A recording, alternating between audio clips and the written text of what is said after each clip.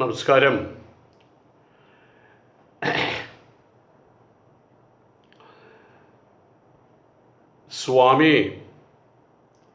സ്വാമി ആയത് ജന്മം കൊണ്ടൊന്നുമല്ല. പിന്നീട് ഈ ഒരു പന്ഥാവിലൂടെ, സന്യാസത്തിൻ്റെ പന്ഥാവിലൂടെ സഞ്ചരിക്കാൻ ഈശ്വരൻ ഇടവരുത്തിയെന്ന് മാത്രമേ ഉള്ളൂ. അതിനു മുമ്പ് ഞാൻ ഗിറ്റാറിസ്റ്റായിരുന്നു, സംഗീതം അഭ്യസിച്ചിട്ടുണ്ട്, പുല്ലാങ്കുഴൽ കുറേശ്ശെ പഠിച്ചിട്ടുണ്ട്. പുല്ലാങ്കുഴലിന് എത്ര ദ്വാരങ്ങളുണ്ടെന്നൊക്കെ എനിക്കറിയാം കേട്ടോ, അതിനപ്പുറമൊന്നും അറിയില്ല. ഈ സമയത്ത് ഞാൻ അഭിനയ രംഗത്തുണ്ടായിരുന്നു, KPSCയിലടക്കം അഭിനയ രംഗത്തുണ്ടായിരുന്നു. പിന്നീട് പഠനവും കാര്യങ്ങളുമായിട്ട് ഉത്തരേന്ത്യയിൽ പോയി. ഇന്നിങ്ങനെ ഇതിൻ്റെ ഇടയിൽ എനിക്ക് വളരെ വിസ്മയം എന്ന് തോന്നിക്കുന്ന ഒരു കാര്യം ഞാൻ തമിഴ്നാട്ടിൽ വന്ന സമയത്തുണ്ടായി. നാടകരംഗത്തുണ്ടായിരുന്നെങ്കിലും സിനിമാ രംഗത്തൊന്നും ചാടി വീണിട്ടില്ല. എങ്കിൽ പോലും പ്രശസ്ത സംവിധായകനായിട്ടുള്ള കമൽ, അങ്ങനെയായിട്ട് ചില കാര്യങ്ങളിലൂടെ എനിക്ക് ബന്ധപ്പെടേണ്ടി വന്നു, ചെറിയ രൂപത്തിൽ. പക്ഷെ ആ ബന്ധം ഇന്ന് വരെ കാത്തു സൂക്ഷിക്കുന്നു. സലീം കുമാർ, സിദ്ദിഖും ഞാനും കൂടിയിട്ട് ഒരു സിനിമയിൽ ഒരുമിച്ച് വരയ്ക്കുമ്പോൾ ഞാൻ പറയുന്നില്ല, അതിപ്പം ഒക്കെ ഇങ്ങനെ പാസിങ് ഷോട്ടുകൾ മാത്രമായിരുന്നു. പക്ഷെ പിന്നീട് ആ രംഗം അതല്ല എൻ്റെ ലാവണം, എന്തോ അവിടെ നിന്ന് എങ്ങനെയോ ഞാൻ തെന്നിത്തെറിച്ച് പോയി, അങ്ങനെ മാത്രം. ഇതെല്ലാം കഴിഞ്ഞ് ഒരിക്കൽ ഏകദേശം ഒരു 1.5 വർഷത്തിന് മുമ്പ്, കൊറോണയ്ക്കും തുടങ്ങുന്നതിന് മുൻപ്, ഞാനിവിടെ ചെന്നൈയിൽ ഒരു ആശ്രമത്തിൻ്റെ മുമ്പിൽ ഇങ്ങനെ നിൽക്കുകയാണ്. അപ്പം ഞാൻ അവിടെ വാടകയ്ക്ക് താമസിക്കുന്നത്. അപ്പം എന്നും വൈകുന്നേരം നടന്നു വന്ന് ഈ ആശ്രമത്തിൻ്റെ മുൻപിലുള്ള അവിടെ ഒരു വലിയൊരു പുളിമരം നിൽക്കുന്നുണ്ട്. അതിൻ്റെ താഴെ അവിടെ ആൾക്കാരുണ്ട്, ഒരു ചെറിയ ജംഗ്ഷനാണ്. അപ്പോൾ ഞാൻ അവിടെ എന്നും 6:30 അവിടെ എത്തും, 6:30 പ്രത്യക്ഷപ്പെടും. അത് കഴിഞ്ഞ് അവിടെ ആൾക്കാരേക്കും വരും, എനിക്കറിയാവുന്ന ആൾക്കാർ വരും. ഒരു 7-7:30 ആകുമ്പോൾ അവിടുന്ന് തിരിച്ചു പോരുകയും ചെയ്യും. അപ്പോൾ അതൊരു ഈവനിങ് വാക്ക് കൂടിയാണ്. അങ്ങനെ അവിടെ നിൽക്കുന്ന സമയത്ത് അവിടെ ഒരു ചായക്കടക്കാരനുണ്ട്. ചായക്കടക്കാരനല്ല, ഈ സൈക്കിളുമ്പോൾ വരുന്നൊരു ചായ. അത്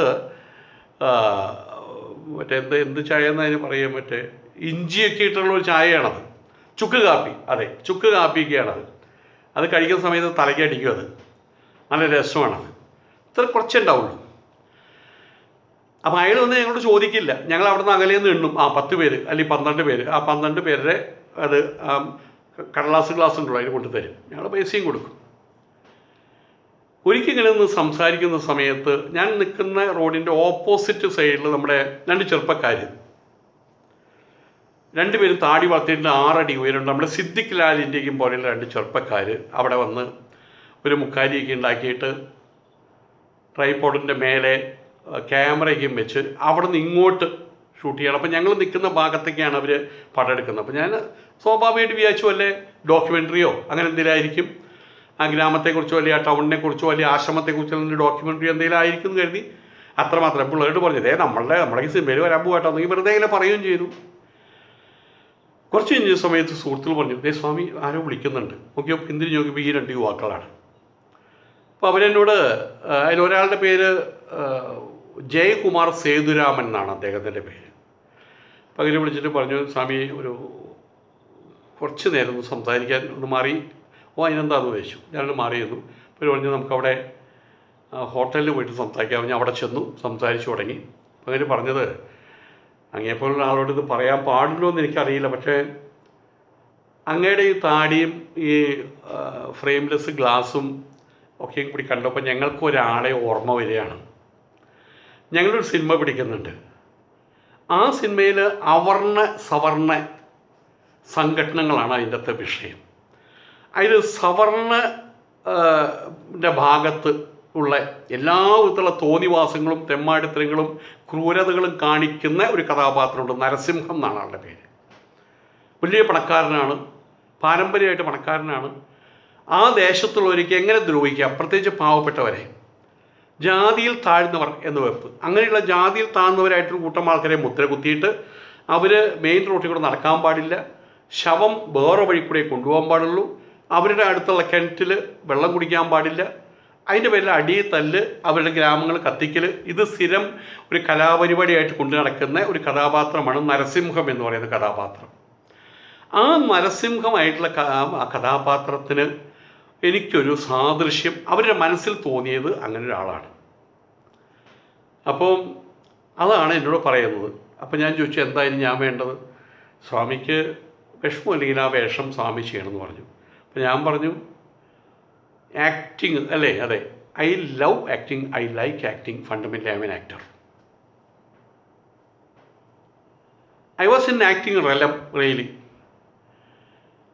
ഞാനിവിടുത്തെ ഭവാ ചെല്ലതുരയ്ക്ക് അറിയുമെന്ന് പറഞ്ഞപ്പോൾ, അയ്യോ ഭവാ ചെല്ലതുര ഈ സിനിമയിൽ അങ്ങയുടെ ഓപ്പോസിറ്റായിട്ട് അഭിനയിക്കുന്ന ആളാണല്ലോ. അപ്പോൾ അദ്ദേഹത്തെ ഇവർ ഫോൺ ചെയ്ത് പറഞ്ഞപ്പോൾ അയ്യോ ഈ മനുഷ്യൻ നിങ്ങൾക്ക് എവിടെ നിന്ന് കിട്ടിയതായി ചോദ്യം. എന്തിനു പറയുന്നു, അവിടെ വെച്ച് അവരെനിക്ക് ഒരു ചെറിയ തുക എൻ്റെ കയ്യിൽ തന്നിട്ട് പറഞ്ഞു നമുക്ക് വീണ്ടും കാണാമെന്ന് പറഞ്ഞു.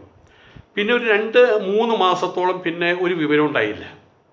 അതിനുശേഷം പിന്നീട് വീണ്ടും വിളിച്ചിട്ട് പറഞ്ഞു ഞങ്ങൾ ഇങ്ങനെ ചെന്നൈയിൽ നിന്ന് കുറച്ച് മാറിയിട്ടുള്ളൊരു സ്ഥലത്ത് അവിടെ ഒരു സങ്കേതമുണ്ട്, നാടക സങ്കേതമൊക്കെ ഉണ്ട്, വലിയൊരു സ്ഥലമാണത്, 5-8 ഏക്കർ സ്ഥലമുള്ളതാണ്, അവിടെ ഒത്തുചേരുന്നുണ്ട് എന്നും പറഞ്ഞിട്ട് അവർ പറഞ്ഞു ഇങ്ങനെ ഞങ്ങളവിടെ വാഹനം അയക്കുന്നില്ല. അപ്പോൾ പറഞ്ഞു ഞാൻ അങ്ങോട്ട് വന്നോളാമെന്ന് പറഞ്ഞു.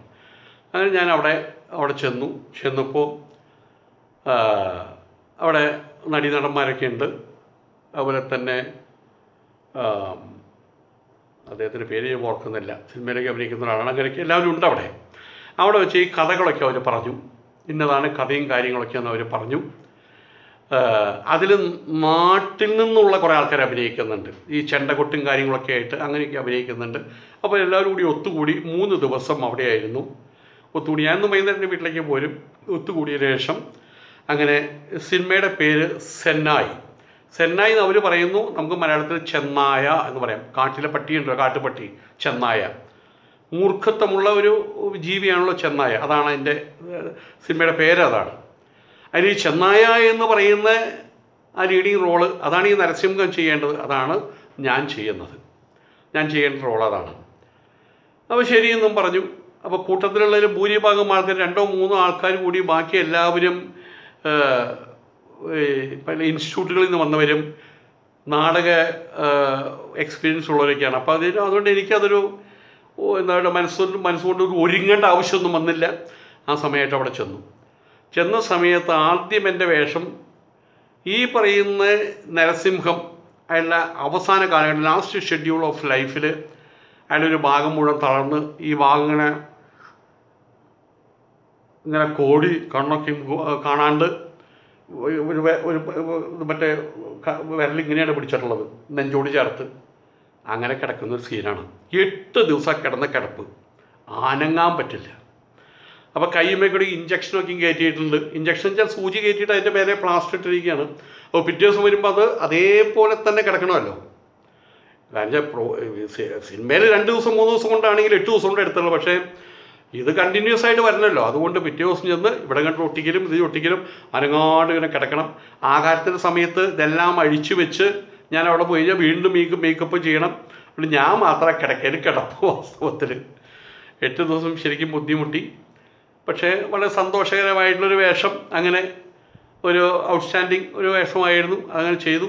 അതോടൊപ്പം തന്നെ ഇയാളുടെ ചെറുപ്പകാലം, ഈ കിടക്കയിൽ കിടക്കുന്ന തളർവാദം പിടിച്ച് കിടക്കുന്ന 65-68 വയസ്സുള്ള വളരെ വയസ്സായിട്ടൊരു കഥാപാത്രമായിട്ടാണ്. അങ്ങനെ അയാളെ തന്നെ 50-52 വയസ്സുള്ള ഒരു കഥാപാത്രമായിട്ട് ബുള്ളറ്റുമ്മ വരുന്ന, കാറിലൊക്കെയും വരുന്നൊരു കഥാപാത്രമുണ്ട്. ആ സമയത്താണ് അയാൾ ചെയ്യുന്ന എല്ലാ തെമ്മാടിത്തരങ്ങളും അവിടെ കാണിക്കുന്നത്.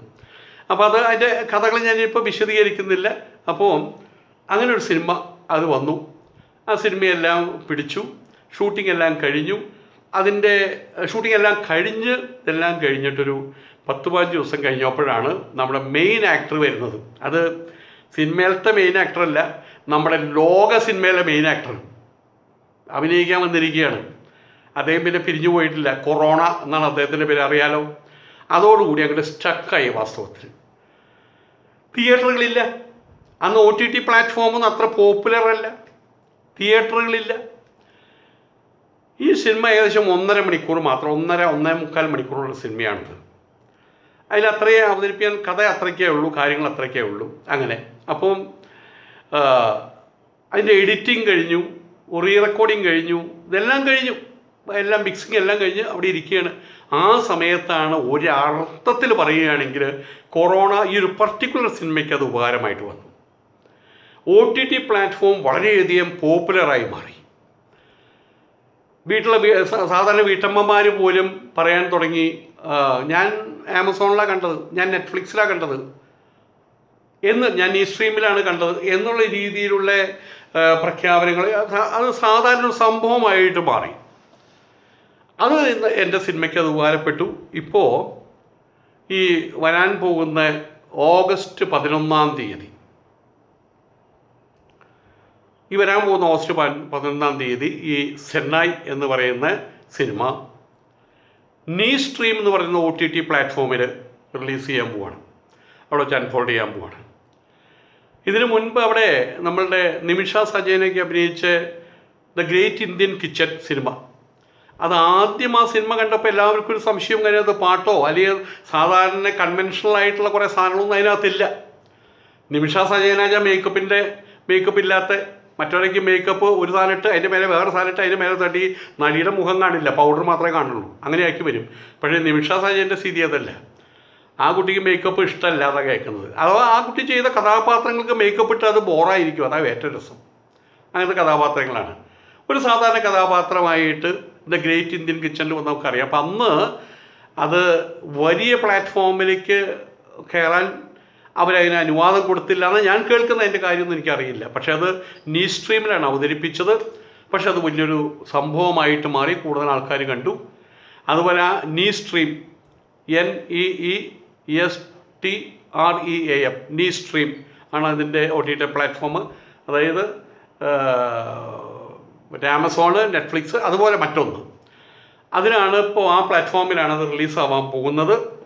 ഈ 11 റിലീസാവുക. ഏറ്റവും വലിയ രസം, അതിൽ അഭിനയിച്ച ഞാനും ആ സിനിമ കണ്ടിട്ടില്ല. കാരണം സാധാരണ ഒരു റഷസ് പോലെ പ്രദർശിപ്പിക്കലൊക്കെ ഉണ്ടാവുമല്ലോ. പക്ഷെ അത് ഇപ്പോൾ പറ്റുന്നില്ല. കാരണം അതിൽ അഭിനയിക്കുന്നത് കോയമ്പത്തൂരുള്ള ആളുണ്ട്, മദ്രാസിലുള്ള ആളുണ്ട്, അതുപോലെ തന്നെ ബോംബെയിൽ നിന്ന് വന്ന ആളുണ്ട്. അതിൻ്റെ ക്യാമറാമാൻ ബോംബെയിലുള്ള ആളാണ്. മധുരയിലുള്ള കുട്ടികളുണ്ട്. ഒരു അന്നം എന്ന് പറഞ്ഞൊരു കുട്ടിയുണ്ട്. ആ കുട്ടിക്ക് അതിനകത്ത് ഏറ്റവും നല്ല ആക്ട്രസിനുള്ള അവാർഡ് കിട്ടി. അതിനകത്ത് ബബ ചെല്ലതുരൈ, അദ്ദേഹം വലിയൊരു എഴുത്തുകാരൻ കൂടിയാണ്. അദ്ദേഹത്തിന് അതിനകത്തൊരു അവാർഡ് ഉണ്ടായിരുന്നു. എനിക്ക് ബെസ്റ്റ് സപ്പോർട്ടിംഗ് ആക്ടർ അവാർഡ് അതിനകത്ത് കിട്ടി. സുവർണ ചകോരം അവാർഡ്, അതാണ് അതിന് കിട്ടിയത്. ഗോൾഡൻ സ്പാരോ അതിൻ്റെ അവാർഡാണ് കിട്ടിയത്. ആ അവാർഡ് ആദ്യത്തെ സിനിമയ്ക്ക് തന്നെ അവാർഡ് കിട്ടി. അതിൽ എത്രത്തോളം മഹനീയമായിട്ടുള്ള അഭിനയമാണ് എൻ്റേത് എനിക്കറിയില്ല. പക്ഷേ അവാർഡ് അതിൻ്റെ സ്പെല്ലിങ് ഒരുപോലെയാണല്ലോ, AWARD എന്നാണല്ലോ. അപ്പോൾ ആ അവാർഡും എനിക്ക് കിട്ടിയിട്ടുണ്ട്. അത് ഞാൻ സിനിമ കണ്ടിട്ടില്ല. അപ്പോൾ നിങ്ങൾ എൻ്റെ സുഹൃത്തുക്കളായിട്ടുള്ള നിങ്ങൾ ആ സിനിമ കാണാൻ വേണ്ടി കാത്തിരിക്കുന്ന ആരെങ്കിലും ഉണ്ടെങ്കിൽ അതേ കാത്തിരിപ്പ് ആണ് എൻ്റെയും മനസ്സിലുള്ളത്. ആകാംക്ഷയോടുകൂടി കാത്തിരിക്കുകയാണ്, എന്താണ് ഈ മോന്തായം കൊണ്ട് ഞാൻ അതിൽ കാട്ടിക്കൂട്ടിയത്, അത് എങ്ങനെയാണ് അതിൻ്റെ ഉള്ളിൽ കൂടെ പുറത്തേക്ക് തിരശ്ശീലയിൽ വരുന്നത്, അല്ലെങ്കിൽ നമ്മളുടെ OTT പ്ലാറ്റ്ഫോമിൽ വരുമ്പോൾ എങ്ങനെയായിരിക്കും ഈ മോന്തായത്തിൻ്റെ ഷേപ്പ്, ഞാൻ എന്തൊക്കെയാണ് അവിടെ കാട്ടിക്കൂട്ടിയത് എന്നൊക്കെയുള്ള കാര്യങ്ങൾ ഞാനും സത്യം പറഞ്ഞാൽ വളരെ ആകാംക്ഷയോടുകൂടി കാത്തിരിക്കുകയാണ്, അത് വരാൻ വേണ്ടി കാത്തിരിക്കുകയാണ്. അപ്പോൾ നിങ്ങൾ അതിൻ്റെ ഡയറക്ടറുടെ പേര് ജയകുമാർ സേതുരാമൻ എന്നാണ് അതിൻ്റെ ഡയറക്ടറുടെ പേര്.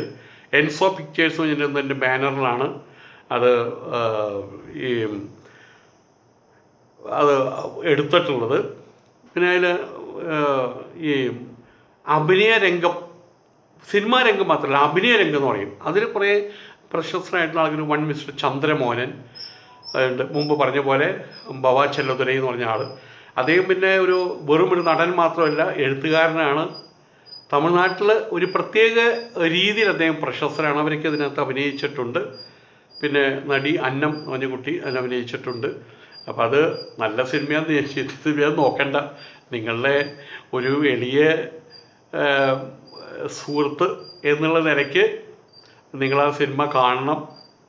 അത് എത്രത്തോളം നല്ലതായാലും ചീത്തയായാലും എത്രയൊന്നും മോശമായാലും എന്നോട് ഇങ്ങനെ പറയാവുള്ളൂ, സ്വാമി ഗംഭീരമായിട്ടുണ്ടെന്നോ പറയാവൂ കേട്ടോ. അല്ല എൻ്റെ മനസ്സങ്ങോട്ട് തകർന്നു പോകും വാസ്തവത്തിൽ. ആയതുകൊണ്ട് കൈയടിച്ച് പ്രോത്സാഹിപ്പിക്കുക എന്ന് പറയില്ലേ, അപ്പോൾ നിങ്ങളൊക്കെ അത് കാണണം, കൈയടിച്ച് പ്രോത്സാഹിപ്പിക്കണം. നീ സ്ട്രീം അത് സബ്സ്ക്രൈബ് ചെയ്യണം. അത് ഒരു മാസത്തേക്ക് എത്ര 75 രൂപയോ മറ്റോ ഉള്ളൂ. അതൊക്കെ എങ്ങനെയാണ് ഈ സബ്സ്ക്രൈബ് ചെയ്യുന്നതൊന്നും എനിക്കറിയില്ല കേട്ടോ. ഞാൻ വരുമ്പോൾ അതിൻ്റെ ലിങ്കൊക്കെ എനിക്ക് അയച്ചു തരാൻ പറ്റുമെങ്കിൽ ഞാൻ അയച്ചു തരാം. ലിങ്ക് അയച്ചു തന്നാലും അത് സബ്സ്ക്രൈബ് ചെയ്യണമെന്ന് തോന്നുന്നുണ്ട്, ഇങ്ങനെ കാണാൻ പറ്റുള്ളൂ. അപ്പോൾ നിങ്ങളൊക്കെ അതിനുവേണ്ടി 75 രൂപ നിങ്ങൾ മുടക്കുമെന്ന് എനിക്ക് ഉറപ്പുണ്ട്. പ്രത്യേകിച്ച് പ്രവാസ ലോകത്തിലുള്ള ആളുകൾ ഏതായാലും അത് സിനിമ പുറത്ത് വന്ന് കഴിഞ്ഞ് അധികം താമസിയാതെ ഞാനും നേരിട്ട് മറ്റേ ഗൾഫിലെത്താനുള്ള സാധ്യതയുണ്ട്. അപ്പോൾ സ്വാമി ബ്രഹ്മാനന്ദ തീർത്ഥ കം സിനിമാ നടൻ ബ്രഹ്മാനന്ദ തീർത്ഥ അങ്ങനെയായിരിക്കും ഇപ്പോൾ എൻ്റെ വരവ്. സെലിബ്രിറ്റി ആയിട്ടാവുമെന്ന് വിചാരിക്കണം. ആകട്ടെ, നല്ല കാര്യമല്ലേ.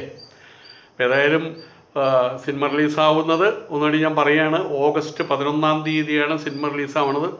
അപ്പോൾ നിങ്ങൾ ഓഗസ്റ്റ് 12-ാം തീയതി തന്നെ നോക്കുക, നീ സ്ട്രീമിൽ നോക്കുക. സെന്നായി എന്നാണ് പേര്, അതിൻ്റെ സ്പെല്ലിങ് SENNAI എന്നാണ്, സെന്നായി എന്നാണ്. തമിഴ് സിനിമയാണ് അത്. പക്ഷേ ഇപ്പോൾ തമിഴ് കണ്ടാലും ഇപ്പോൾ എല്ലാം പണ്ടത്തെ പോലെയല്ലോ, തമിഴ് കേട്ട് കഴിഞ്ഞാൽ മലയാളിക്ക് മനസ്സിലാവും, മലയാളം കേട്ടാൽ തമിഴിനും മനസ്സിലാവും. അങ്ങനെ പിന്നെ അതിൽ എൻ്റെ ഡയലോഗ് മനസ്സിലാക്കാൻ നിങ്ങൾക്ക് ബുദ്ധിമുട്ട് വരില്ല, കാരണം എനിക്കതിൽ ഡയലോഗില്ല. 1-2 മുക്കലും മൂളലും മാത്രമേ ഉള്ളൂ. അങ്ങനെ ഒരു ക്രൂരനാണ്, വർത്താനം പോലും പറയില്ല. പിന്നെ ഹോസ്പിറ്റലിലാണല്ലോ പിന്നത്തെ കിടപ്പ്, അപ്പോൾ പിന്നെ വർത്താനം പറയാൻ കഴിയാത്ത ഒരാളായി മാറിയല്ലോ, ഒരു ഭാഗം തളർന്ന ഒരാളായിട്ട് മാറിയല്ലോ. അതുകൊണ്ട് എൻ്റെ ഡയലോഗൊക്കെ നിങ്ങൾക്ക് കാണാപ്പാടായിരിക്കും, അത് മനസ്സിലാക്കാൻ യാതൊരു ബുദ്ധിമുട്ടുണ്ടാവില്ല. മറ്റുള്ള നടന്മാരുടെ ഡയലോഗ്സിനാണ് പ്രാധാന്യമുള്ളൂ, അവരാണ് ഡയലോഗ്സ് പറയുന്നത്. എൻ്റെ കഥാപാത്രം ഡയലോഗ് ഇല്ലാതെ തന്നെ മുന്നേറുന്നൊരു കഥാപാത്രമാണ്. അങ്ങനെ ഇതൊക്കെയാണ് അതിൻ്റെ വിശേഷങ്ങൾ. അപ്പോൾ നിങ്ങളൊക്കെയും സിനിമ എങ്ങനെയാണെങ്കിലും മോശമാണെങ്കിലും കൈയടിക്കണം കേട്ടോ, കൈയടിച്ച് സപ്പോർട്ട് ചെയ്യണം. പറ്റുമെങ്കിൽ നിങ്ങൾ പറയണം സ്വാമി ഗംഭീരനായിട്ടുണ്ടെന്നൊക്കെ ഒന്ന് പറയണം കേട്ടോ. എൻ്റെ റിക്വസ്റ്റ്. നമസ്കാരം.